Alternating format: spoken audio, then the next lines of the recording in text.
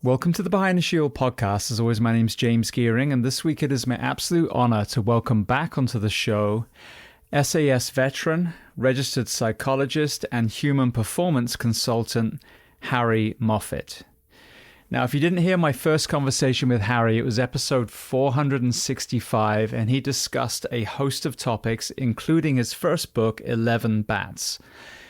In this second conversation, we really take a deep dive into mental health, leadership, stoicism, and so many other areas, including his new book, The Fourth Pillar. Now, before we get to this incredible conversation, as I say every week, please just take a moment, go to whichever app you listen to this on, subscribe to the show, leave feedback, and leave a rating. Every single 5-star rating truly does elevate this podcast, therefore making it easier for others to find. And this is a free library of well over 1,100 episodes now. So all I ask in return is that you help share these incredible men and women's stories so I can get them to every single person on planet Earth who needs to hear them. So with that being said, I welcome back onto the show Harry Moffitt. Enjoy.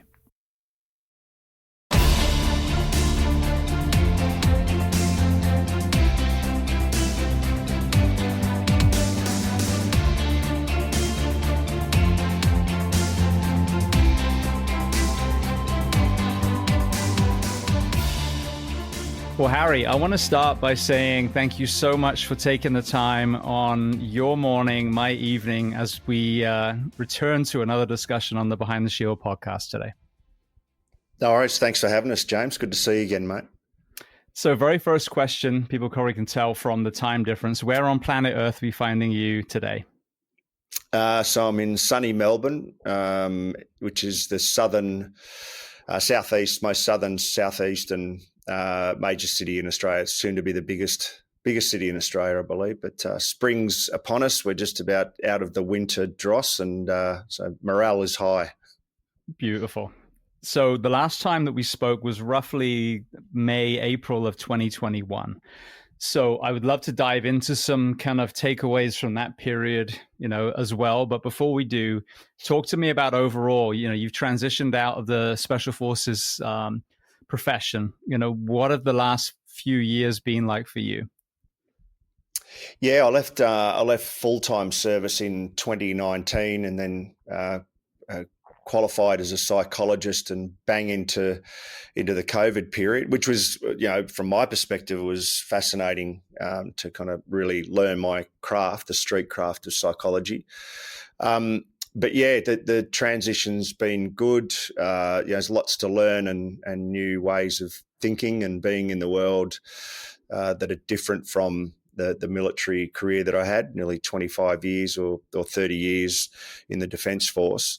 I'm really enjoying it, mate. I feel civilianised now. It's 4 or 5 years since we spoke, and 5 or 6 years since I left.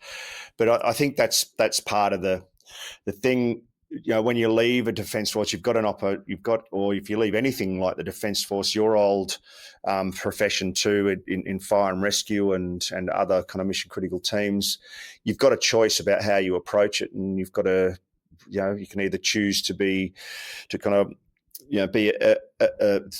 have a mindset of having lost something or lost purpose, or you can go looking for a new one or transforming. And I took on an apprentice's mindset, if you like. I don't particularly love that word, but my attitude was more one of an apprentice. And I was starting again, re-civilianising, as I say, and as a psychologist, I've had to learn my craft. And COVID, that period, and since has been that's the kind of attitude I've had, and I really only feel now in 2025, this year, fully confident in my competence as a psychologist. I feel like I belong here and am good at what I do. And the last number of years, I've just been learning about different types of humans, I suppose, and it's been exciting and challenging. One of the things that I like to do for guests that came on either prior or very, very close to the pandemic is just revisit that time and then look at the ripple effect as well. And the reason being, regardless of what people thought about the decisions at the time, there is no question, unless it was different in Australia, certainly here in the US, that once it was kind of concluded, there was no evaluation period. There was no, well, what do we do well? What do we do poorly? What are the ripple effects? And I think that's a shame, because there's so many lessons that we could learn to be prepared for the next whatever that thing is. When you reflect back now, especially with this new psychology lens that you have, what were the ripple effects that you've seen in Australia? And, what are some of the lessons that we need to learn from that period so that we don't repeat any mistakes if they were made? Yeah, it's true, isn't it? We haven't really stopped and done a full AAR, or an after action review, if you like. Although I think a lot of institutions and businesses have learned some pretty important lessons from that. My personal reflection on the COVID period was I found it fascinating. I had a license to be out on the street. And I guess for context, for your listeners, Melbourne was about the most locked down city in the world. And we had some of the harshest lockdown rules, if you like, and policies. I think we did 200 plus days of 5 kilometre lockdowns, which mean you couldn't leave the house and you couldn't leave a 5 kilometre area. That was the rules, and people started to get fed up with that in the end. And I wouldn't say rebelled en masse, but I think a lot of people left Melbourne to other states or to the regions. So it was a real issue here for us. But I think the lessons, personally, I as I said, found it fascinating. I was able to work with people. I watched people in the clients and extra clients that I took on. I was able to leave my house as a critical service, and I was able to travel to see people and walk with people and meet with people. And certainly mental health declined dramatically. There's no doubt about that. And I think we all know that. But as a society, I think the big lesson we need to learn is how we look after our younger population, and those critical years still feels like that generation of children and adolescents in particular were really dramatically impacted.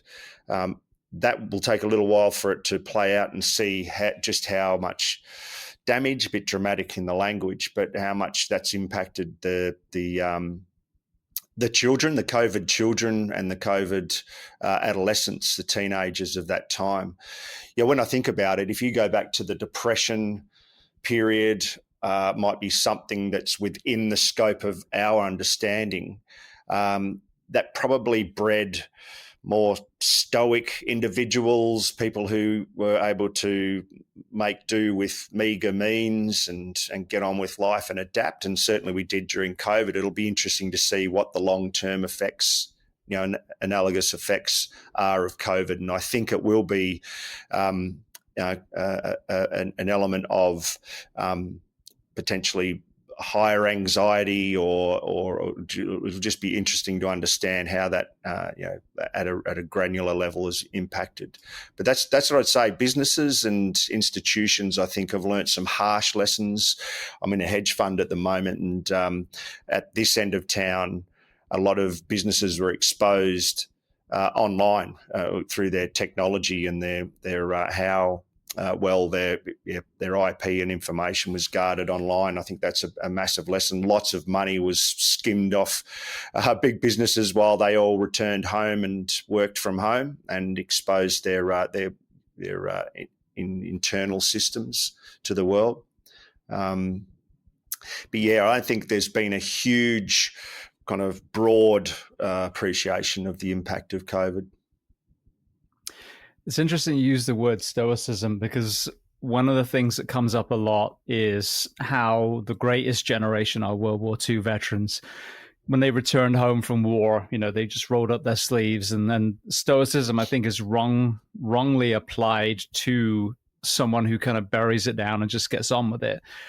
And when you hear, as I have on the show, hundreds and hundreds and hundreds of stories of how grandpa, or in some cases dad, was when they returned, there's actually a lot of suffering. There's a lot of people that weren't able to process it. And if you think about, as we progress through these modern years now, if we still have World War II veterans around, we're telling you, well, don't say anything. You're the greatest generation. You've already dealt with it. You just rolled up your sleeves.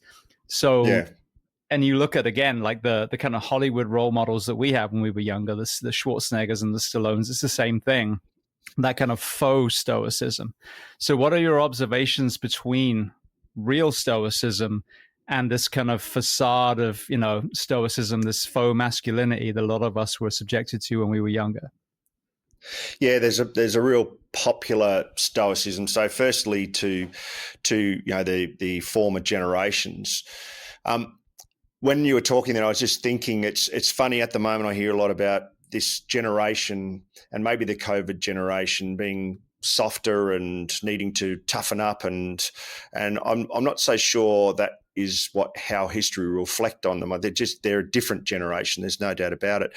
When the soldiers returned from World War I, there was a sense that the fatherless children were they'd created a generation of which, so things like Outward Bound and Scouts, and returning children out to nature to toughen them up, because there was a sense that they had that they were a weaker generation. But they went off to World War II and did a pretty bloody good job, the 18-year-olds and 17-year-olds, and we're in danger of repeating that. I think they are a different generation. But yeah, I think that's where the stoicism, or the faux stoicism, as you say, the popular stoicism, can do a disservice. If you dig deeper into the Stoics, and going right back to Zeno and Cato, where the kind of Stoic ideals come out of, it's not a simple philosophy about just toughening up and weathering out the storm. That's not the point of Stoicism. The point of Stoicism, they were geologists, they were natural philosophers, they were cosmologists, they did mathematics. A whole bunch of things spawned at the same time.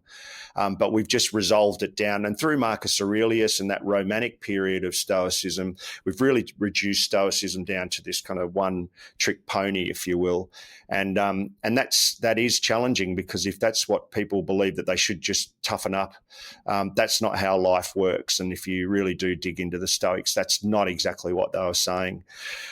There's some. I think in terms of how we apply Stoicism today, I think it's one aspect of a broad range of philosophical thinking that we can apply to living. And it frustrates me a little bit that Stoicism seen as the primary philosophy. It's one of thousands of different philosophical positions. And this is the point I make in my book, is that, you are a philosopher, we philosophize. It's actually an ability we all have to wonder about the world, to wonder about ourselves, to self-reflect, to be awed, and when you look into the night sky.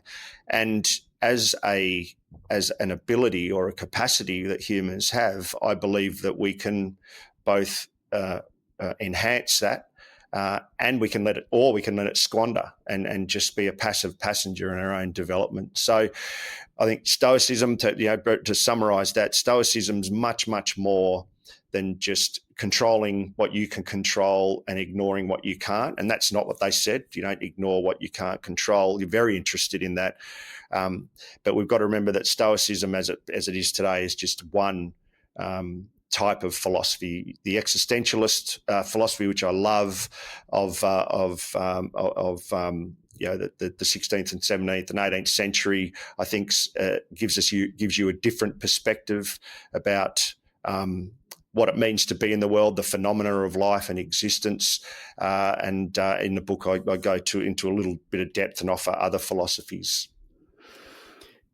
What is different about a lot of these periods where deep thought seemed to be, revered in some cases, and what is happening today, where one would argue could possibly be the worst time when it came to promoting individual thought and forging community?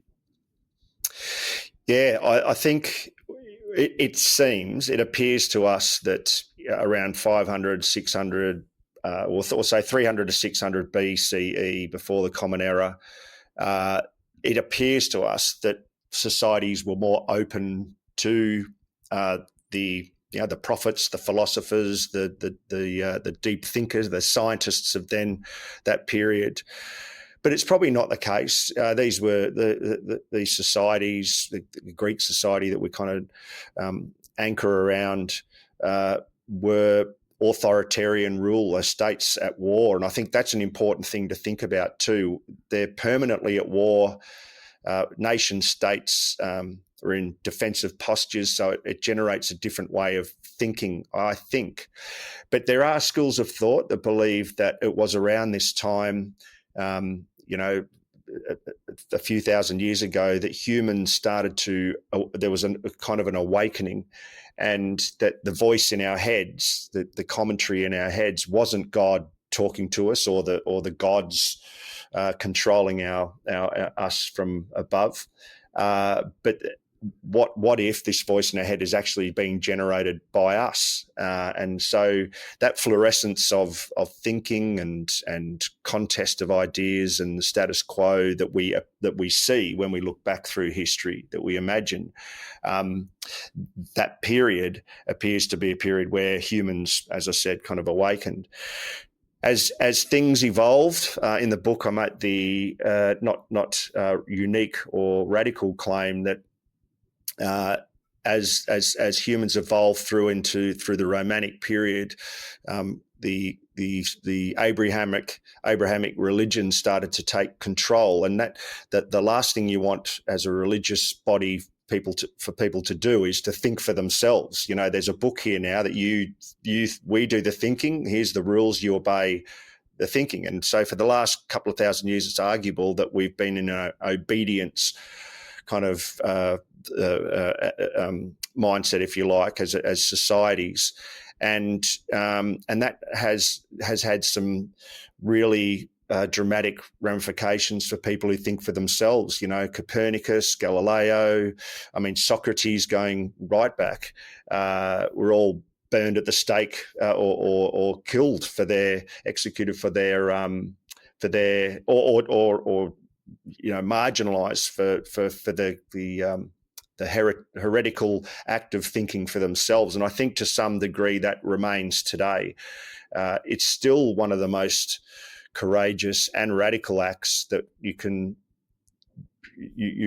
show, is to think for yourself and have a different idea and push back against the status quo. And we're seeing that play out in real time. So I guess to answer the question, there's a historical antecedent for this and precedent, that it is difficult for individuals to think for themselves. And it's only small. If I think of radicals that do have thought for themselves, one of your countrymen, if you like, Christopher Hitchens, who was very courageous. He was a bit of a showman and did it for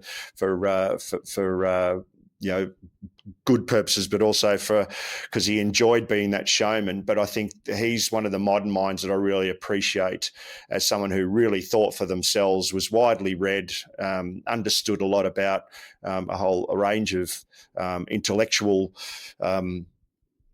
histories and intellectuals. And I think he was someone who thought for himself. And I've referred to him a couple of times in the book.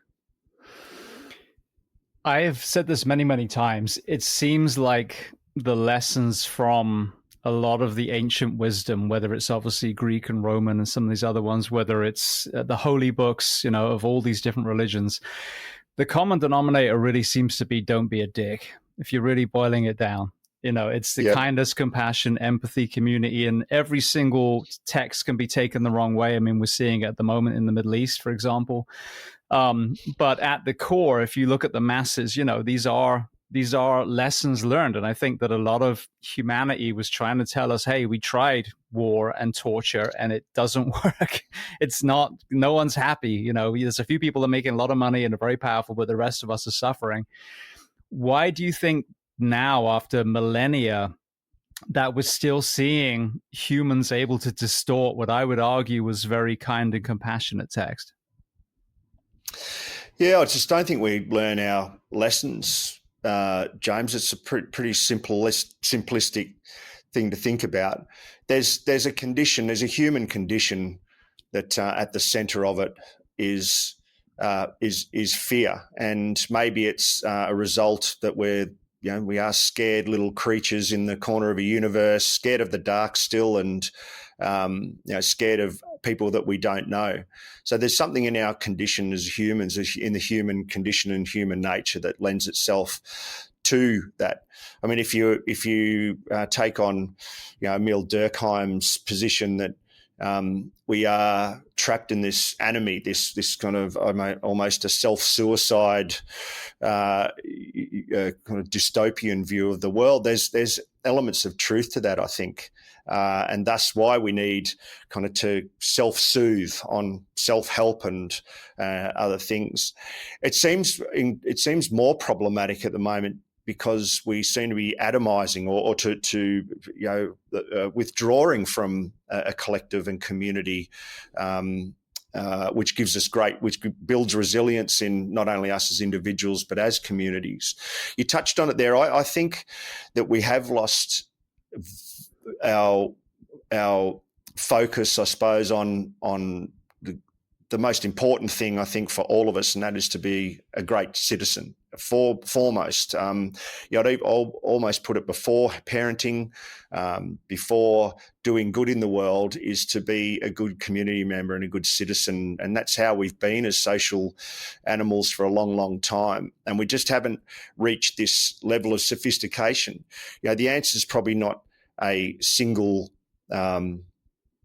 point, but I think the answer to why we still grapple with war and fear and anger as human beings at the center or the core of being a human being is not because we have evolved to this. It's because we're still evolving. We just haven't reached that level of sophistication yet, and that's okay. We're not. This isn't the end of humanity. We've built all these wonderful things around us, which I would argue are now bloody killing us as well. But we are evolving, and that's not. There's no end state here. There's no outcome. We seem focused on wanting outcomes and answers and solutions, and the reality, from my perspective, is they just don't exist. We're kind of wandering through the world. There's a spontaneous order that's limited and constrained by its past, by its history, and we're not. There is no future end state. We're just adapting as things go, and accidentally to a large extent. In fact, I would argue accidentally completely. There's if you look at the eye, for example, it's evolved over a period, without going into it too deeply. The human eye has the fovea in the back of it, which is the blind spot in every eye where the nerves and cell leads come in through the back of the eye and populate the rear surface of the eye. Now, if there was someone controlling the design of the eye, or if there was some higher order controlling the design of the eye, if an engineer was designing an eye, they would not put a blind spot or a fovea in the back of the eye. They would have complete 360-degree vision. And so that just makes my point that over evolution, it just does the best with what it has in front of it now, and we have imperfections built into us that remain, that we probably won't be able to evolve out for a very long time. So I think just understanding that, and this is kind of one of the aspects of Stoicism and other philosophies, is that it's all kind of accidental. We're just bumping around in the dark, making this up on the run, and that's what's baked into the system. So we're always going to be not only as individuals a work in progress and accidentally bumping along through life. As a species, we're the same. I just hope that we can realise the woes of our ways quick enough that there are future generations to populate the earth. It's funny, first you talk about the eye. My wife just came out of optometry school, it's doctoral optometry. So I've been acutely aware of the eye for 5 years because she keeps showing me all the study materials and everything. Yeah, it's the go-to example of evolution. Yeah, it's a great example. Absolutely. Speaking of evolution, is a good segue. Excuse me. I just watched a show called Any Last Words, and it is a film writer, actually, a script writer, who interviews people at the end of their life cycle, whether they're, I don't know if he's only the terminally ill, but this one was Jane Goodall. And so they did the recording, just the two of them in the studio, did not release it until she passed away, and then they just released it on Netflix. And she was talking about chimpanzees having this innate aggression when it came to other chimps. You know, again, they didn't recognize them. And this is kind of ties in with what you're saying and something I believe in. I think the evolution of man is kindness, compassion, community. I really do. You know, the community has been there tribally, but if you look at how horrendous some of the chapters were in, you know, millennia ago, you know, humans could be incredibly cruel, incredibly brutal. And even though that's still happening in some pockets of the world, I would argue that a lot of us are evolving. So to me, if we want to continue evolving as a species, then the wars and the nastiness and the division is regressing as a human species. And it's actually kindness, compassion, empathy, in my opinion, that is the evolution of man.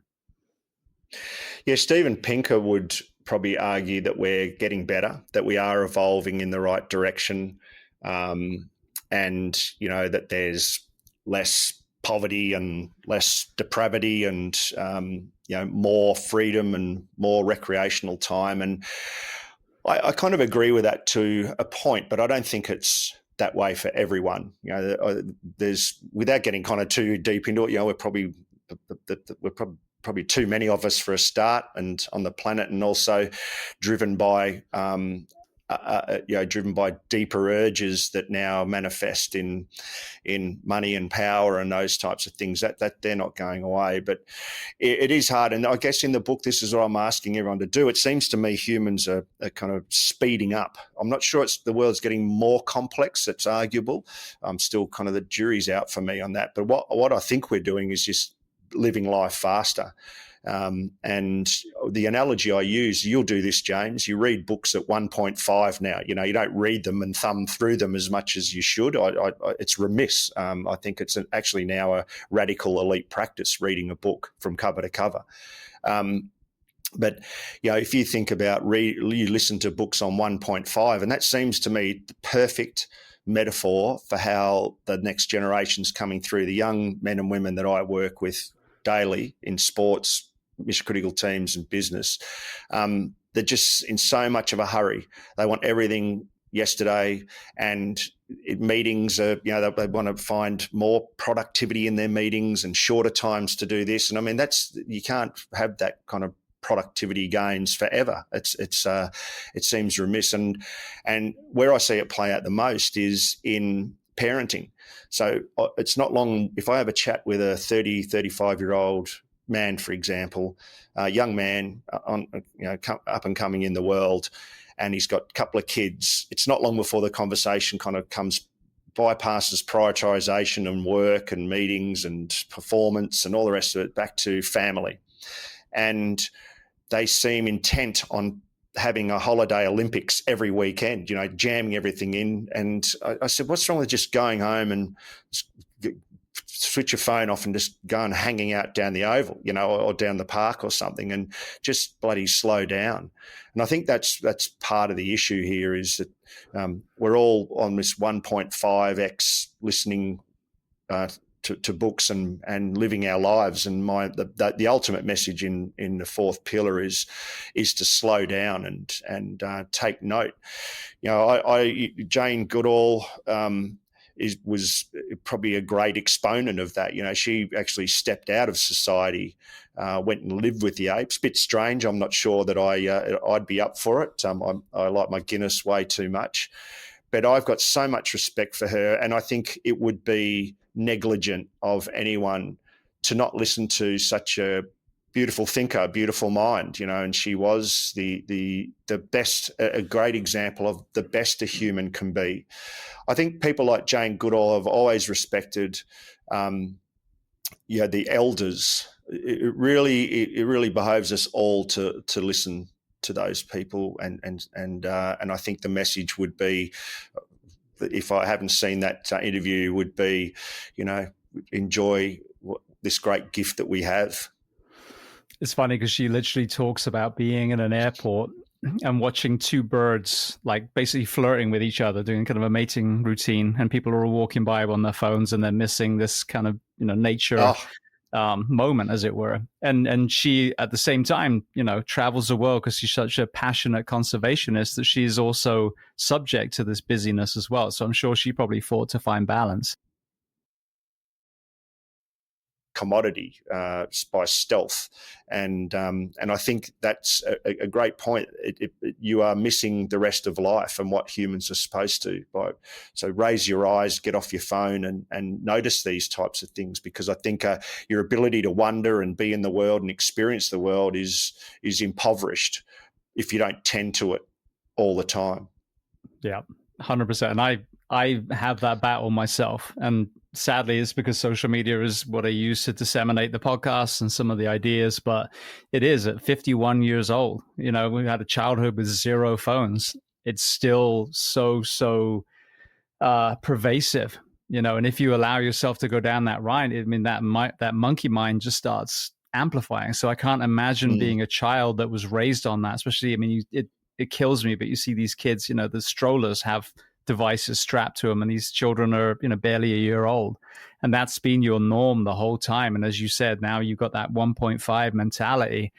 What is the ability to just sit quietly under a tree now? It's hard enough for our generation that have been exposed to technology, but a kid that's only ever known screens, how hard is it to get them to simply sit and watch two birds playing? Yeah, impossible. And I fear the ramifications down the track. Well, but one more kind of, lateral question before we dive into the book a little deeper. Something that's really kind of, made me go, question things a little bit recently is trying to get your head around some of the most toxic, divisive people that we see presented in front of us. So, for example, in America, I make this comment many, many times, there's 340 million of us. And yet you hear the lesser of two evils every time we're down to the last two. You look at the CEOs of cigarette companies and fast food companies and drug companies and weapons manufacturers who sleep soundly in their beds, knowing that their products are killing hundreds of thousands, if not millions of people around the globe. And it made me realize that I'm sure the last time you and I spoke, when we were talking about mental health, we were looking at the soldier, the firefighter, but we never talk about the CEO, the presidential candidate. In this interesting kind of journey that you've been in, through the military, and then obviously beyond now to this corporate space and the sporting space, what are your observations on the element of sociopathy in some of these key roles? And does that need to be a conversation about the ability to actually do your job if you have lost your ethical spectrum as a president, as a CEO of a company that's producing something that's actually detrimental to the nation? Yeah, I'd love to see ethics and aesthetics. They go hand in hand under kind of an axiological way of thinking, or philosophical kind of school or branch. I don't think it's really taught in management schools. I think management schools are about productivity, profit, outcomes, control, predictability, those types of things. And that's okay to an extent, but to be able to see the broader picture, I don't think that our CEOs and commanders and other people are being well serviced. We've got this managerialistic view on the world. It's highly competitivized, if there's such a word. We make it about competition. We don't make it about getting along with the next people. You're not going to turn that ship around anytime soon. the detrimental side of the military industrial complex, the pharmacological industrial complex, all of these different that are driven by profit and productivity and competitiveness. I don't think that's going anywhere soon, but I do see and have seen the real fallout for CEOs. I spend more time than you probably think with 65-year-old men in particular who are struggling with what's it been for, that a real question. And because it takes an enormous feat of an enormous amount of energy and emotional energy, and I would put kind of spiritual kind of energy, spirit, to maintain the delusion that what you're doing is meaningful to the world and productive in a community collaboratively community sense. It takes an enormous amount of effort to maintain that delusion, and also to surround yourself with people that can help you do that. So, and this is real. People will roll their eyes and say, "Oh, he's gone lefto pinko" or whatever. That's just not the case at all. But there's a reality to this, and those men who sit with, they're unsure. You can see the facade that they've put up. I spoke about this recently. There's kind of a facade. This is the way I think of it: a facade that we all have. We have a persona out in front, whether that's Harry Moffitt, the author, or the psychologist, or the human performance, or whatever facade that I build to project into the world for whatever means I need that to be for. Self-promotion for the book, or reputation to get more work in a business sense. But for some of these men that I sit with, and again, I use men deliberately, the rest of their life behind that facade is atrophied. The relationships they had with their high school or university friends, they're real. Those relationships are really, for all of us, are very strong, and we should foster those as we grow. Their connection to their family and their kids is not as, it's not flourishing as much as it could or it should.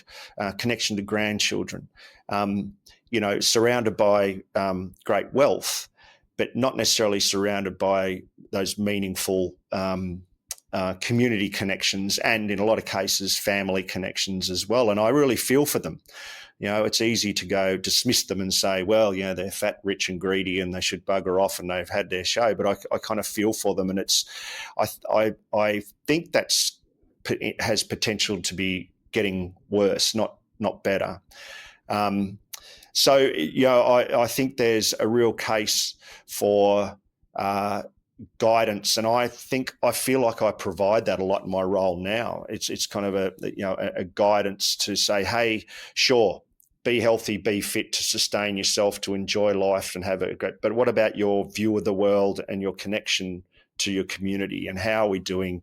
How are we going to keep that alive while you're progressing through business, etc.?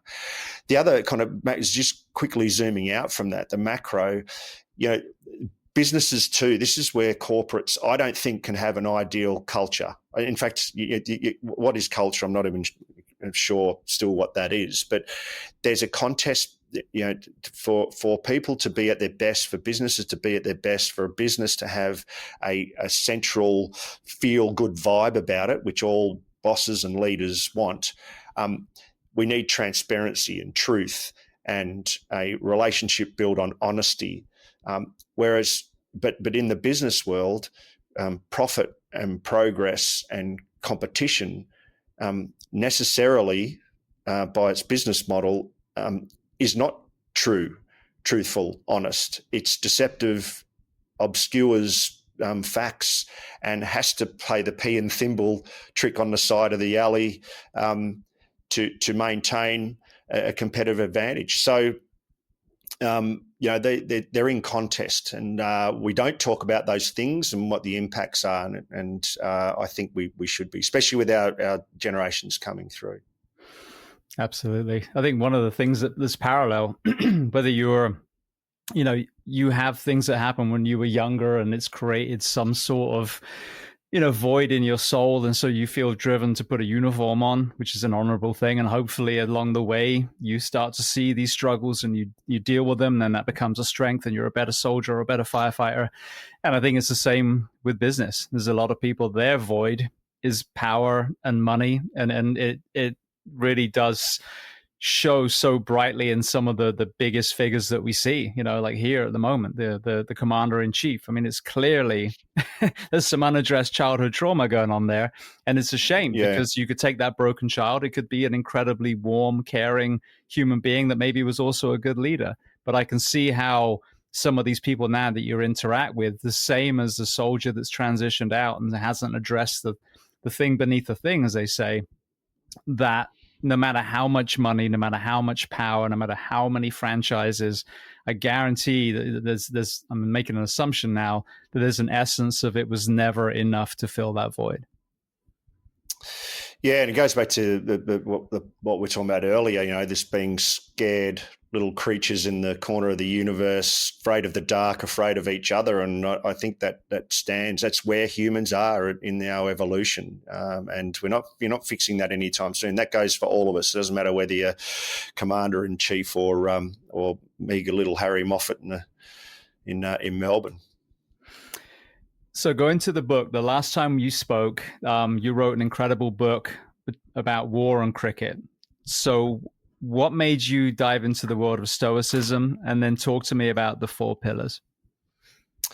Yeah, I've always been interested. I was fortunate enough in my life. I was surrounded by books. My father was I would say, an intellect. He was a sailor in the Navy, but he was a deep thinker, read a lot. I had some beautiful books around me too. I think when you're a kid and you've got nice, beautiful books like an old Shakespearean. I remember I never read this book, but I used to flick through it and just fumble it, and it was beautiful. The old Encyclopedia Britannica with their gold edges and the leather kind of. It was always a second-hand set or borrowed from a car sale or bought from a car sale, boot sale. But I was very fortunate, so I'd thumb through those books. I love books, and I think books have lost their way. I talk at nauseum about them in the book. So I was very fortunate, and I remember seeing early images of, Socrates, Plato, and Aristotle, and these things capturing my mind. Old men with beards, bald old men with beards, and some of the ideas as I came through my teenage years. And as I said, I've never read complete William Shakespeare, but I've got lots of books people who pick through The Tempest and Macbeth and all those types of things. So I had a fascination with that level, I suppose, of thinking.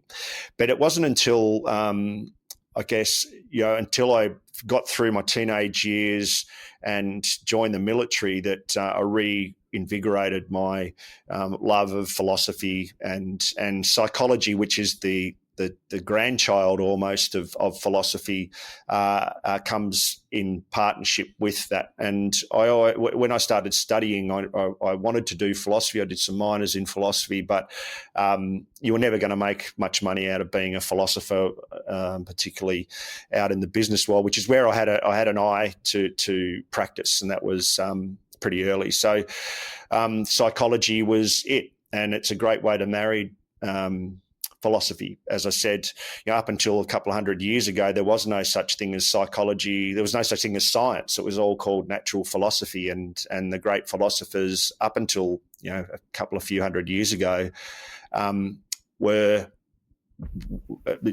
dipped their toe in everything, from history to philosophy to medicine to cosmology, the whole 9 yards. It wasn't until then that we had sciences breaking up into, or these different areas breaking up into sciences.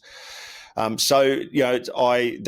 was it for me. And I guess this book's been kind of burning away inside me. In fact, the real book's still burning away, like we all have one burning away, and you know that better than most, James.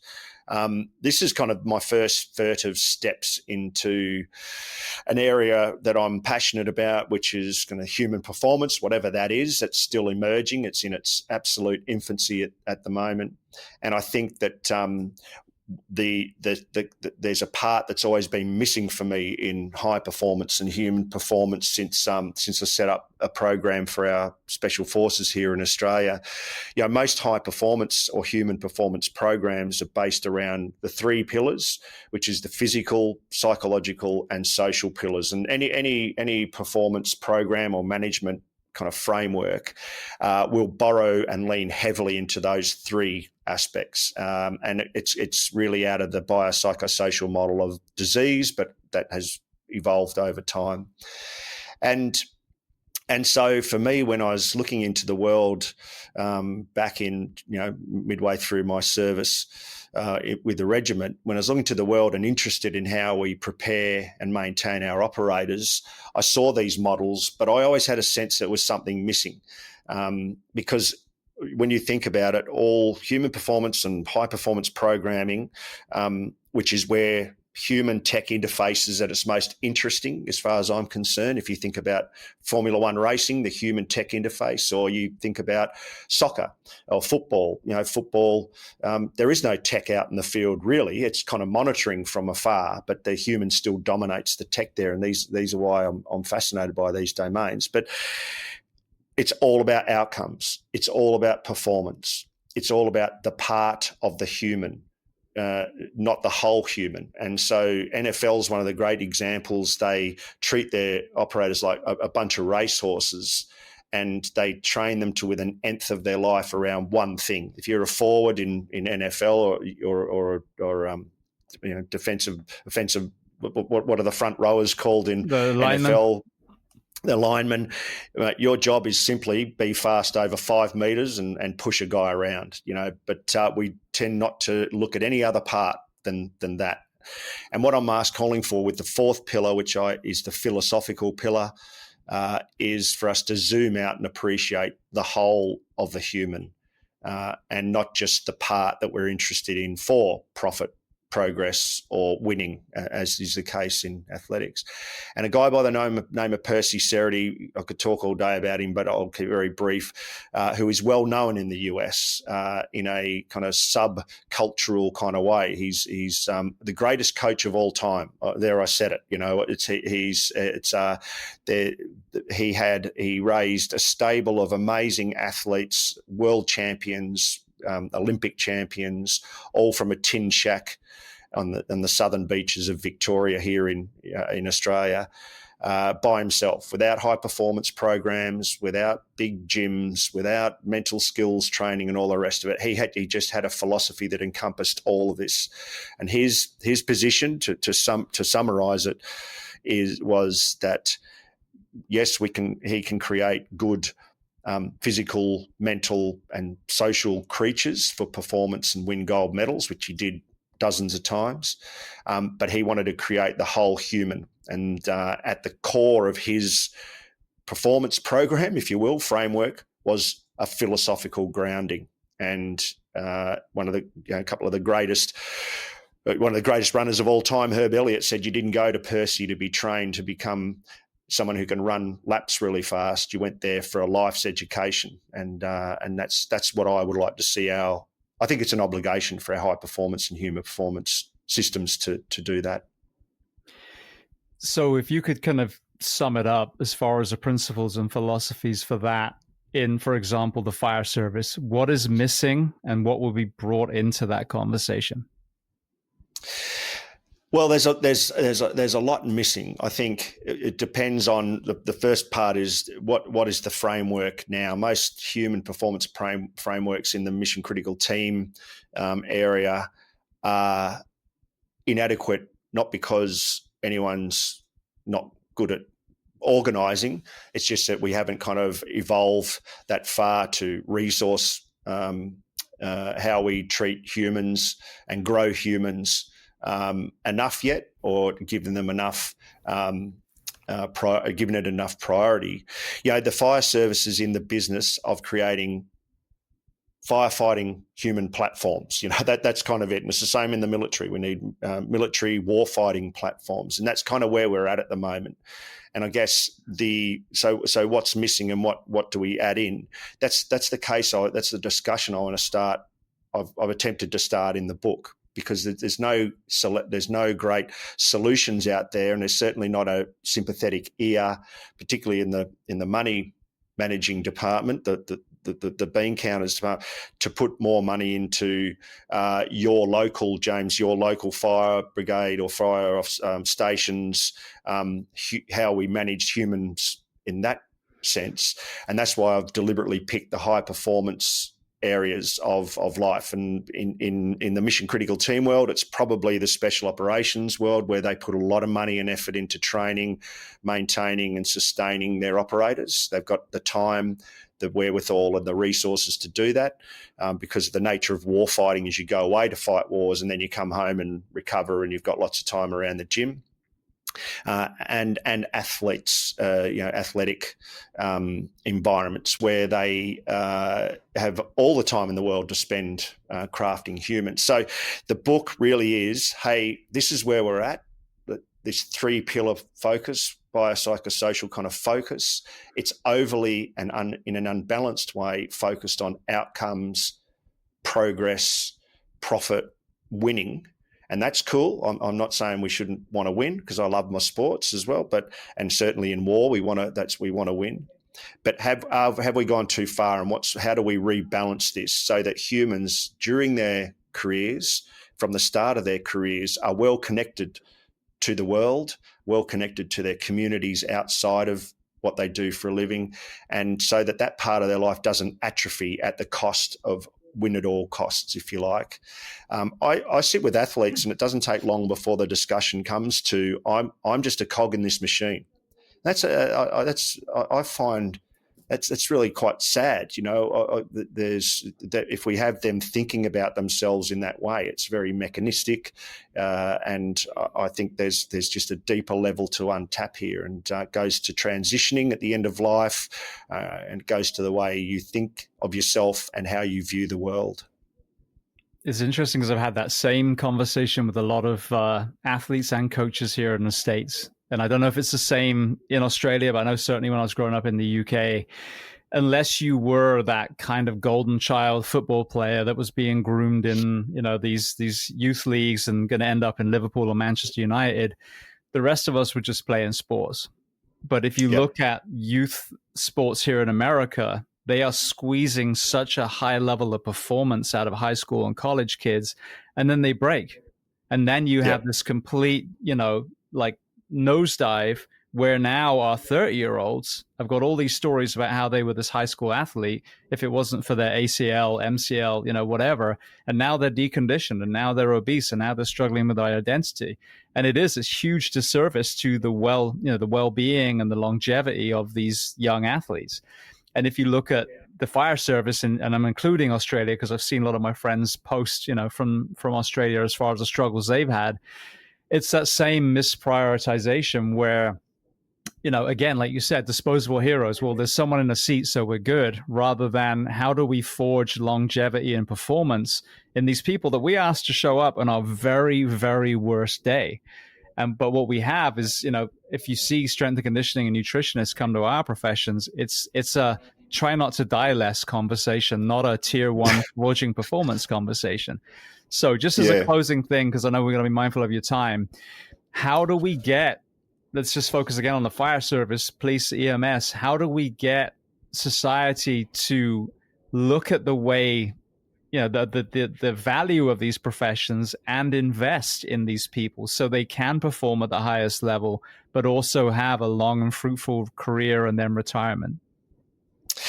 Yeah, well, I think we're getting to that. So if I was to answer the golden answer is that resourcing, making time, prioritizing humans over hardware. It seems when we want to buy new kit and let's look at, information management systems that seem to change every 3 years and cost $1 billion to transfer and upgrade, etc. If we prioritise that less and increased prioritisation on the human factor, we might have a few more people through the door, be able to sustain them and maintain them for longer, and take the hurt off the people who are doing all the work with less resources, less time and less people for a start. But that's not going to happen anytime soon. I think acting at a local level is really important.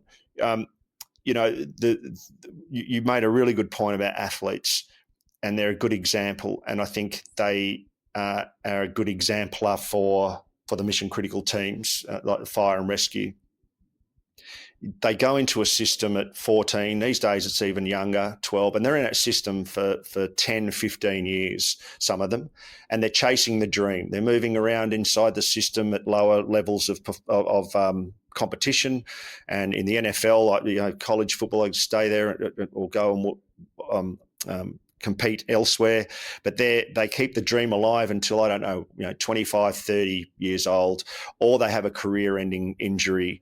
And Percy Cerutty would fume at that, because his philosophy was that we spend so much time investing in that athlete and not only these days in their physical and mental capacities, but their social capacity. In the book, I make the point that the social element or pillar has been the fastest evolving recently. It was, 15 years ago, no one would have said, I love you or care for you or spoke about mental health in men's context anyway. But he would say that we build up this embodied wisdom in a young athlete. We spend all these resources that we pump into, and we make this great human being that has a great understanding of themselves, physically, mentally, etc., and then we squander it. Then we just kind of ship it off. And the greatest responsibility as a society is to help these individuals who are exceptional. There's no way of putting it. There's no gold stars for anyone in my camp, mate. So there's the individuals that have all this, fortunate enough to have all. We need them to go on to become great citizens and to go onto the world and run the world for us. In embodied wisdom is common sense, and that's kind of lacking. You talked about who's running the planet at the moment. I think Elon Musk should pick them all up, all these nutbags, jump on a ship and go and test out his trip to Mars with those if they're the biggest brains on the planet. Jane Goodall literally said the exact thing that you said. One of her parting words to this planet after, before she died, is exactly what she said. He could get on a spaceship with Trump and Putin and some other people and go explore Mars. Yeah, well, that's great. That's a great endorsement, because I talk about it in the book. If you want to do something, if you're an explorer, go and explore, mate, and take all your bloody. Anyway, but so this embodied wisdom that's collected, we need to do something with it. It's just stupidity to let them wander off into the world and go and live on a Mediterranean yacht somewhere, and they want to. It's evident. All of these athletes who reach the top level, what do? They almost to a person come back and give back. That's what they're overarching. You speak to anyone that they have this overwhelming desire to want to give back. So there's a human innate quality that we all have to want to give back. And I can tell you now, I'm nearly 60 years old. That has overtaken my drive for business, for money, for accolade, for reputation. This book's not Harry reaching out to the world wanting to one-up everybody else or anything. This book is speaking not to you, James, I'm sorry to say, but it's speaking to the operator, to the 22-year-old man and woman. And I'm so rapt the book's been really well received. Football clubs have picked it up, and the young athletes are saying this really hit a note with me, and how I look at myself and what I do for myself. The last thing I'd say to that end is that it's the same with our mission critical team operators, and it's more important. The world is not getting easier to police or to rescue or to put out or to fix up once they're bent and broken. And you're dead right, mate. We turn up on the worst day. A person's worst day is our everyday. You think of an athlete embodying that wisdom, then I think it's 2, 3, 4x that a mission critical team operator learns about the world, not only about themselves and how to compete in a sporting context, but also in a mission critical team operator, they learn about the world, the worst of humanity, what it means to be compassionate, what it means not to be compassionate, what it means not to be empathic, and what it means not to be a good community member. And these are lessons that humanity cannot afford to squander. And here we are. It's what we do relentlessly almost. When I go back and speak with special operators now, in a mentoring and an elders kind of role, if you will, I embrace that role. The first conversation I had to them is, what's your plan B and plan C? Well, that's the very first, and it kind of takes them aside, because all they think is, I'll see themselves as this, war platforms, human fighting platform, whatever is pumped into them.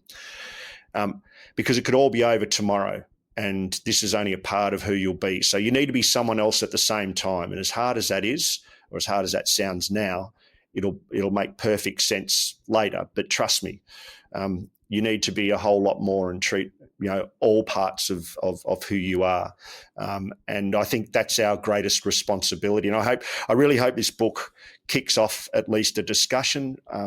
This book is. I'm not a philosopher, so it's not about philosophy in that sense. It's about my own philosophy. I don't own the corner store on human performance programs. I know nothing. All I know is that I've learned from a lot of better thinkers than me.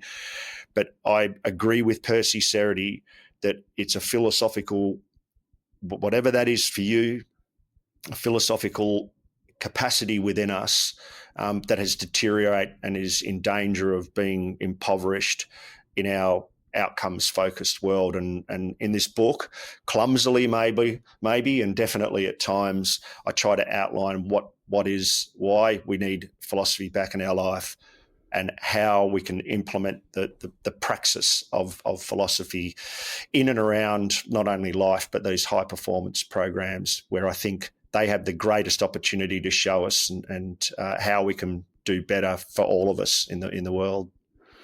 Absolutely. It's such a refreshing concept too. I mean, the kind of fusion between the kind of career that you had for a long time and now this philosophical element that was part of your early life too. So, I mean, it really is, it's nice to hear something other than the kind of same old leadership stuff that we get told over and over and over again. Being mindful of your time, people listening, where can they find the book? Where can they learn more about you online? So I'm on LinkedIn, and the book's available. Just Google The Fourth Pillar on Modern Stoicism and the Philosophy of High Performance. A bit of a mouthful name, but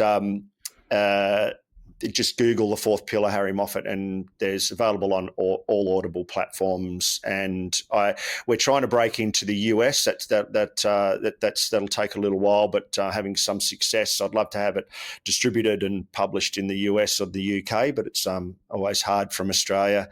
But you can. It is available through Amazon. So I've been actually quite pleasantly surprised at how many people are picking up from the US, both Audible and the hard copy. Brilliant. Well, I want to thank you so much for yet another incredible conversation. It really has been amazing. So I want to be mindful of your time, though. So thank you so much for being so generous with your time and coming on the Behind the Shield podcast. Thanks, James, and congratulations to you, mate. I'm excited about, probably can't say too much about what's coming up for you, mate, and can't wait to see, read and hear more about it.